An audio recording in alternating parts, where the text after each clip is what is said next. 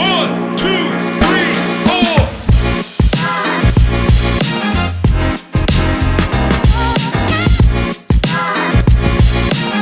Hello guys, welcome to my YouTube channel. My name is Bitimelo Kwao.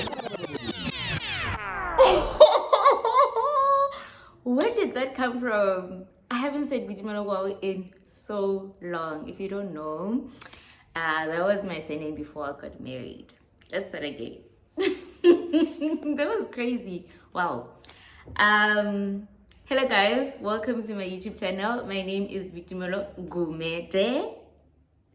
And if you're here for the very first time, welcome to my channel. This is a channel where I am your sister. We could put it like that. You know, I help you go through life. We go through life together, actually. You can expect authenticity. You can expect tips about everything and anything, you know. Yeah, so faith, purpose, and lifestyle. That's basically what you can expect. Quick disclaimer, I'm using the selfie camera today because my phone has been giving me problems in terms of space, so I actually need to know if it's still recording or not, you know, just so that I don't have that anxiety. I also hope that I am looking at the camera correctly, because I've seen people that take videos on the selfie camera, they don't look at the camera properly. So I'm looking at the camera, it's here, so I hope that I am doing it properly. Anyways, it is PCOS Awareness Month. If you don't know what PCOS is, it's polycystic ovarian syndrome. It is I could say a woman issue.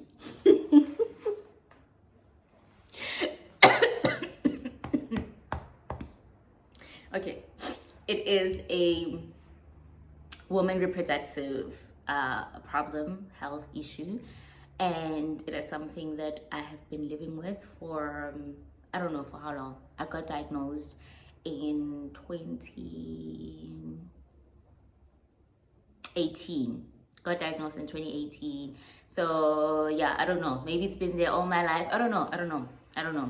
So a quick story time. I thought maybe let me just give story time today, just to like, yeah, break the ice, because I've never really given story time. The thing about me is that I'm not a good storyteller. That is why I don't do story times, because I'm not a good storyteller. I summarize things. I don't remember the details, so just go straight to the point. So I'm gonna try by all means to get all the details. Amen. Okay, so it was 2018, and I think it was around March, around there. We were just over a year in marriage, right? And I was bleeding. I was on my period for, at this point, I was on my period for like over a month, I could say. Like I've been bleeding, I mean, every day. Yes, bleeding every day for over a month. So it was over 30 days. So I think at some point I got used to it, and then something was like, no, this can't be real. This can't be normal. I have to go check it out and make sure that I am fine, okay? So before this time, I had experienced it before, the year before. And growing up, I started having my period when I was 11. And my whole primary school life, so I started in grade 4 or 5.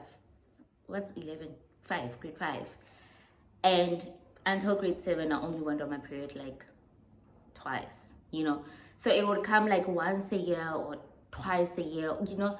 So even throughout my high school, it would come like once, twice a year, 3 times a year, 4 times a year, whatever it was. But so I was used to like having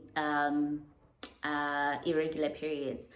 However, this time it was, well, not the first time, but the second time that it happens that I'm on my period for 30 days, more than 30 days. So I went to go see a gynecologist. My main reason for seeing a psychologist.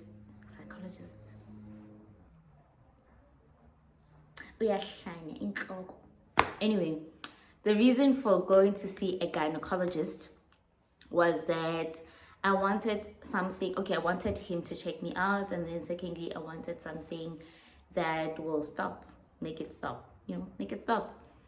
I was not on the pill at that point. Was I? I don't remember. I think I was, because we were not planning on having kids. I think I was. I'm not sure. I think I was. Anyway, so went to the doctor in Vereeniging, and yeah, booked my appointment to see him and went there. At this time, I was already like, 35 days, somewhere there, of bleeding. It wasn't so heavy. It started off heavy, like normal for the first 3 days, 3 to 4 days, and then after that it got less heavy, but it was still there. So I was changing my pads all the damn time for more than 30 days. Anyway, so I went to him, and we waited. That man is the most popular gynecologist in the Val. He's a black man. A lot of people know him. And yeah, we waited and waited and waited. I think I was there. I left work early to go be there by 4. So I left work at 3 because I was working in Joburg and I had to drive. And I got there and I waited until like 6 o'clock. So he came at 6 o'clock and he attended everyone. And so when I got to his office, I told him that, okay, this is what I'm experiencing. I have been on my period for 30 days. And it has happened before. Last year was the first time. This is the second time that it happens. Generally, my periods are not regular. I struggle with cystic pimples. I don't know if you were in varsity with me, you'll remember that I had a huge pimple here, like a huge one, like it had to be like medically popped.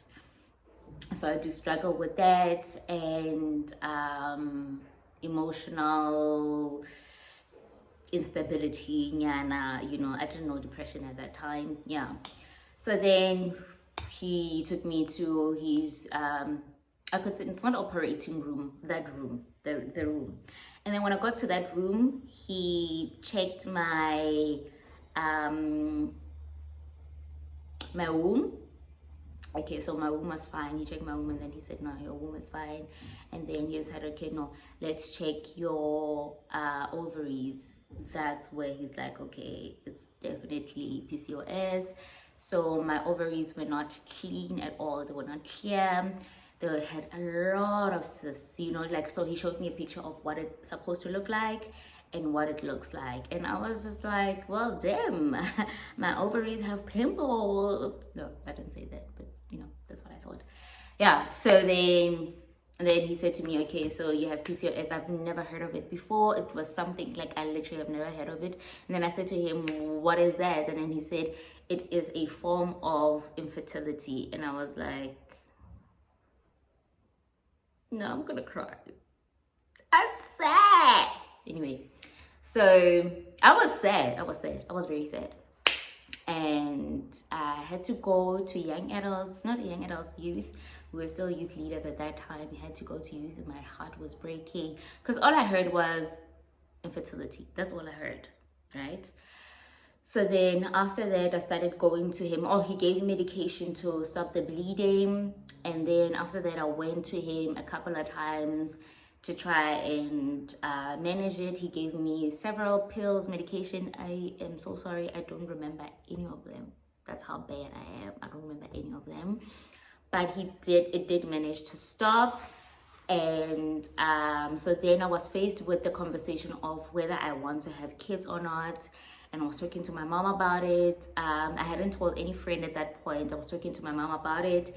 And then my mom was like, you know what? If you're going to struggle, maybe you should start now. So then I started on that fertility journey. He gave me Clomid. I was on Clomid for, I don't remember, I think a month or 2. Then I didn't fall pregnant. So it's a fertility pill. Then I didn't fall pregnant. And then he gave me a double dosage of it.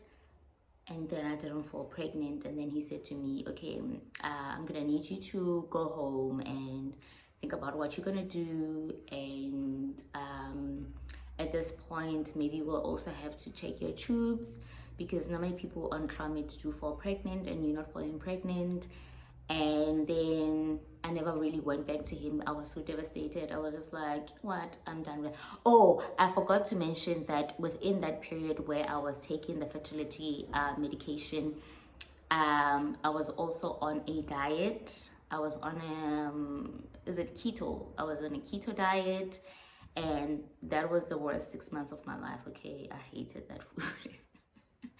And he said to me, no, you don't really have to be on a diet. It doesn't really help much, you know, like, I don't know why he said that, because a lot of people say it helps, but it didn't help me because I didn't fall pregnant anyway. And then yeah, was going on my period every month while I was on Clomid, and then I stopped around October. And I decided, you know what, man, life is difficult as it is. I'm not gonna do this thing. If he comes, he comes. And guess what? He came in January. Huh? Good timing, Azzy. Good timing.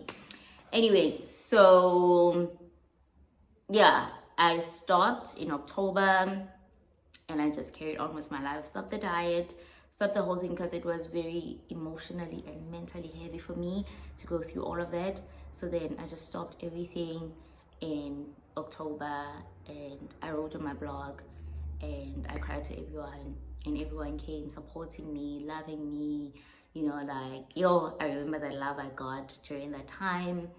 But then yeah, and then I fell pregnant after 3 months of stopping my medication. 4 months, yeah, of stopping my medication. So quick things I want to leave you with: if someone is going through this illness, know that most people do not really feel the pain, but it's mostly emotionally and mentally exhausting. So do give them grace and space to go through that process. And then another thing that I could say about it is that some people do have children. Actually, most people that I've known with PCOS have children.